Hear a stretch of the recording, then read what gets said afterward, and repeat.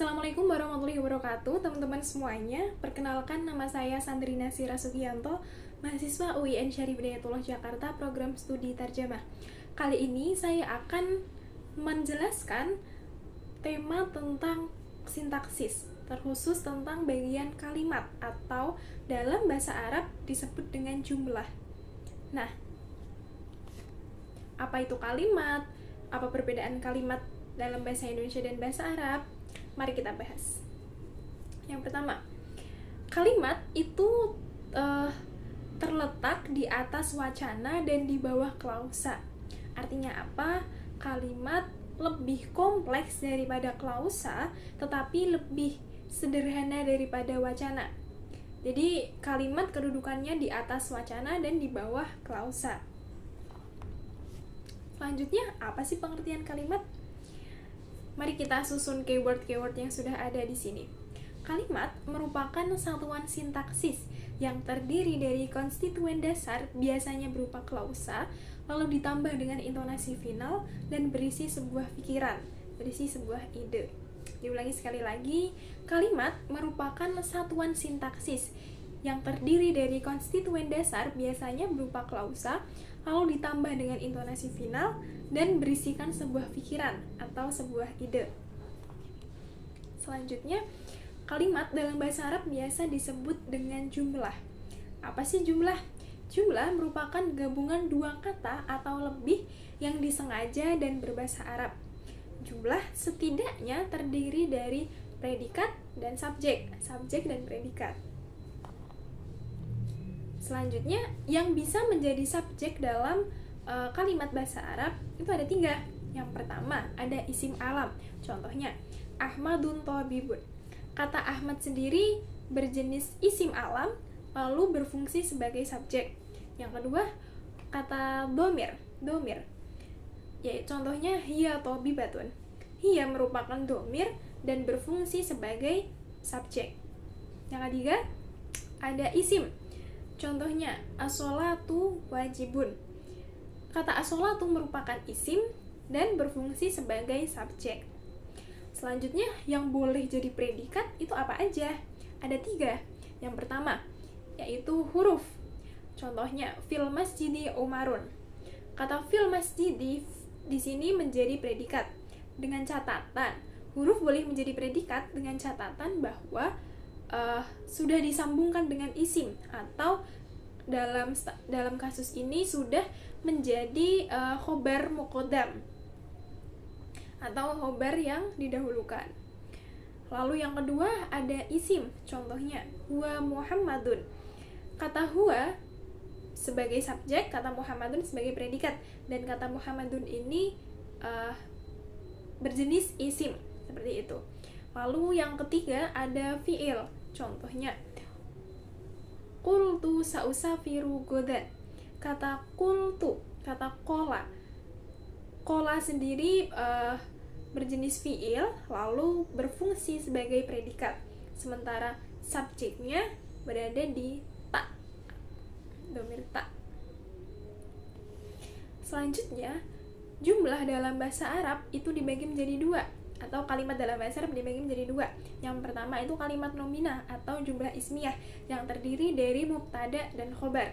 Yang kedua itu jumlah fi'liyah atau kalimat verba yang terdiri dari fi'il dan fa'il. Selanjutnya, ada 7 poin penting teman-teman yang perlu di-highlight. Apa aja sih? Yang pertama ada struktur, yang kedua ada penyesuaian, yang ketiga ada tunggal dan majmuk, yang keempat ada kalimat dasar, yang kelima ada perluasan kalimat dasar, yang keenam ada transformasi kalimat, yang ketujuh ada perbedaan dan persamaan. Mari kita kupas satu persatu. Yang pertama, ada struktur. Untuk struktur dalam kalimat nominah atau jumlah ismiyah tadi terdiri dari mubtada dan khobar. Mubtada sebagai subjek dan khobar sebagai predikat. Di sini diberi syarat bahwa mubtada itu harus definit atau harus makrifah, harus khusus, sesuatu yang sudah diketahui oleh dua belah pihak, yaitu predikat dan subjek. Contohnya, at-thalibu mujtahidun. Kata at-thalibu sebagai mubtada atau subjek dan sudah definite, sudah khusus, ditandai dengan adanya al. Lalu kata mujtahidun sebagai predikat atau sesuatu yang menerangkan subjek dan menjadi khobar. Selanjutnya ada al-bait huwa kabir. Kalimat ini itu subjek dan predikatnya merupakan khusus atau definite. Lalu harus ditambahkan dengan kopula huwa di tengah-tengahnya. Jadi boleh mubtada dan khobarnya definite semua atau khusus semua, tetapi harus ada kopula huwanya, yaitu huwa berada di tengah, seperti itu.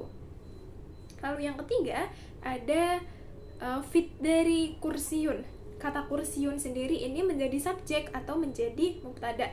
Karena dia umum atau dia nakiroh, maka dari itu diakhirkan sebagai mubtada muakhor, lalu didahului dengan khobar muqaddam, seperti itu. Selanjutnya untuk struktur kalimat verba atau jumlah fi'liyah, ada yang terdiri dari fi'il dan fa'il. Fi'il sebagai predikat dan fa'il sebagai subjek. Contohnya dhahabat Fatimatu.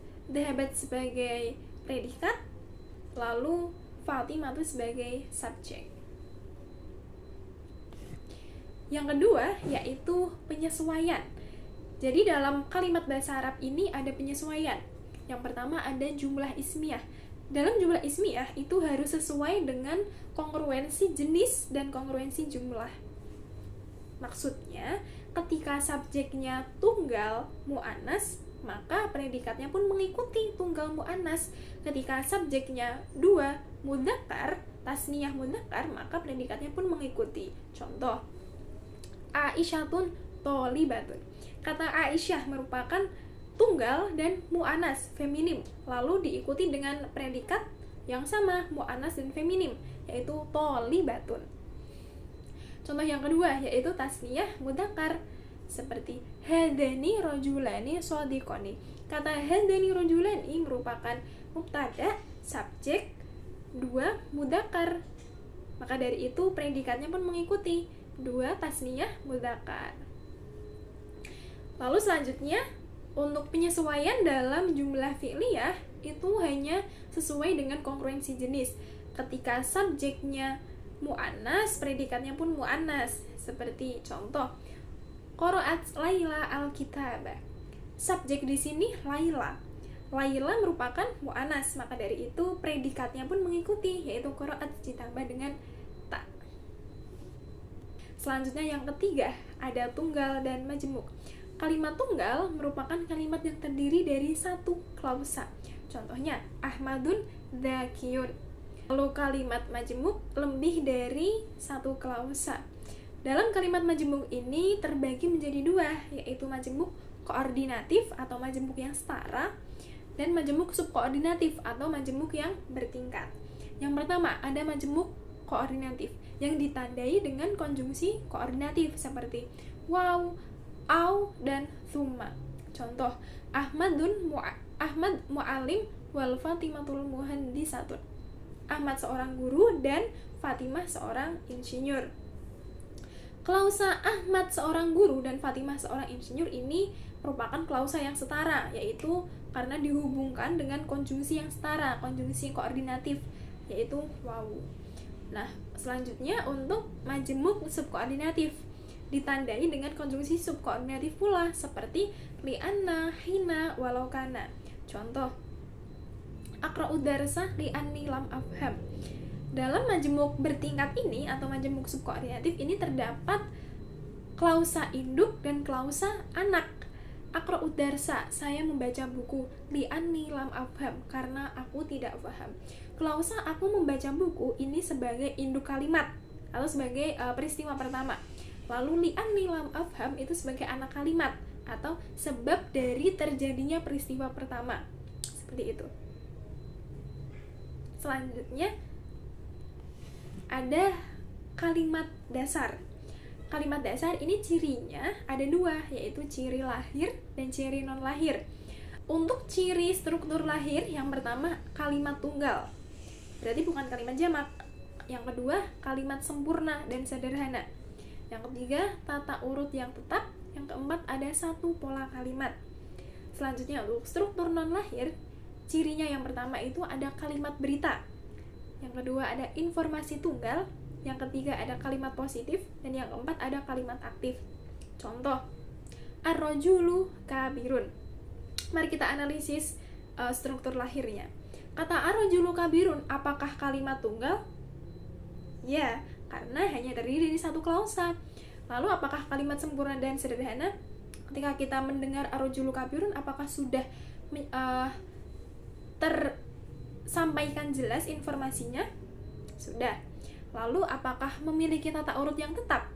Iya, karena ar-rajulu sebagai subjek dan berada di awal, lalu diikuti dengan predikat. Selanjutnya, apakah satu pola kalimat? Iya. Selanjutnya kita analisis untuk struktur non-lahirnya. Apakah ar-rajulu kabirun menjadi kalimat berita? Benar, karena bukan kalimat negasi dan bukan kalimat tanya. Lalu apakah menyimpan informasi tunggal? Benar. Lalu apakah kalimat positif? Iya. Dan apakah kalimat aktif? Benar. Maka dari itu, kalimat ar-rajulu kabirun merupakan kalimat dasar. Selanjutnya ada pola kalimat dasar. Untuk pola kalimat dasar kalimat nomina itu ada 3. Yang pertama, frasa nomina dengan frasa nomina. Contohnya, huwa Muhammadun. Yang kedua, ada frasa nomina dan frasa adjektiva. Contohnya, ar-rajulu kabirusin. Yang ketiga, ada frasa nomina dan frasa adjektiva. Contohnya, al-waladu dzakiyun. Lalu untuk pola kalimat dasar kalimat verba ada 4, teman-teman. Yang pertama yaitu tersusun dari frasa verba dan frasa nomina. Contoh, nama at-thalibu. Yang kedua, tersusun dari frasa verba dan frasa nomina dan frasa nomina. Contohnya, qara'a tilmidun al-jaridata. Yang ketiga, ada frasa verba ditambah dengan frasa nomina, ditambah dengan frasa nomina, dan ditambah dengan frasa adjektiva. Contohnya, a'ta Abdullahi amro ma'a. Lalu yang terakhir ada frasa verba ditambah dengan frasa nomina dan frasa preposisi. Contohnya, safara Zaidun ila Jakarta. Lalu selanjutnya ada perluasan kalimat atau kalimat dasar menjadi kalimat kompleks. Lalu, memperluasnya dengan memperluas konstituen dasar, yaitu berupa subjek atau objek. Lalu diperluasnya dengan apa? Diperluasnya menggunakan pronomina relatif atau isim mausul. Dengan catatan, ketika antiseden makrifat atau ketika sesuatu yang diperluas itu merupakan makrifat, maka pronomina relatif atau isim mausulnya relatif ada. Contohnya, Allahul ladzi khalaqas samawat. Kata kalimah yang diperluas merupakan kalimah Allah, maka dari itu isim mausulnya harus ada. Selanjutnya, ketika antisedennya nakiroh atau kata yang diperluas itu merupakan nakiroh, maka antisedennya boleh lesap, boleh ada ataupun boleh tidak. Contohnya, wa rajulu yu'tiyallahu wa rasuluh. Yang diperluas merupakan kalimah rajulu. Rajulu merupakan nakiroh, maka dari itu kalimat pronomina atau lesap seperti itu. Selanjutnya ada transformasi kalimat, yaitu perubahan kalimat. Transformasi kalimat ini dibagi menjadi 2, transformasi biner dan transformasi linier. Untuk transformasi linier itu masih dalam satu klausa. Contohnya, ketika kalimat deklaratif afirmatif ditransformasikan menjadi kalimat negasi atau kalimat tanya. Contohnya, al-muslimuna yusholluna dhuhra menjadi kalimat negasi, al-muslimuna lam yusollu dhuhra, ataupun menjadi kalimat interrogatif, kalimat tanya, hal muslimuna yusholluna dhuhra. Lalu untuk transformasi biner itu ada 3 macam. Yang pertama, transformasi parataksis atau transformasi jeda. Contohnya, Ahmad tu yaqra'u darsa wa abuhu yaqra'u al-jaridata. Yang kedua ada transformasi koordinasi yang ditandai dengan konjungsi koordinatif. Contohnya, Oma at-tilmidu amamal fasli wa qara al-qisas. Yang ketiga, transformasi subkoordinasi yang ditandai dengan pronomina relatif. Seperti Al-walad alladhi yaskunu qarib min baiti yadhabu ilal Jakarta. Ditandai dengan pronominal relatif berupa isim mausul alladhi. Nah, poin yang terakhir yaitu persamaan dan perbedaan. Persamaan jumlah fi'liyah dengan kalimat verbal dalam bahasa Indonesia apa sih? Yaitu memiliki persamaan predikatnya sama-sama kalimat verba. Untuk perbedaannya yaitu jumlah fi'liyah diawali dengan fi'il dan kalimat verba diawali predikatnya berupa verba. Lalu perbedaan jumlah ismiyah dan dengan kalimat nominal di bahasa Indonesia apa sih? Untuk persamaannya yaitu predikatnya berupa nomina. Untuk jumlah ismiyah, predikatnya bisa berupa nomina dan bisa juga berupa verba. Lalu untuk perbedaannya, jumlah ismiyah diawali dengan isim dan kalimat nomina dalam bahasa Indonesia predikatnya berupa nomina. Biru laut seperti kolam, ikan paus pandai menyelam. Dari lubuk hati yang paling dalam, saya tutup presentasi dengan salam. Wassalamualaikum warahmatullahi wabarakatuh. Terima kasih teman-teman.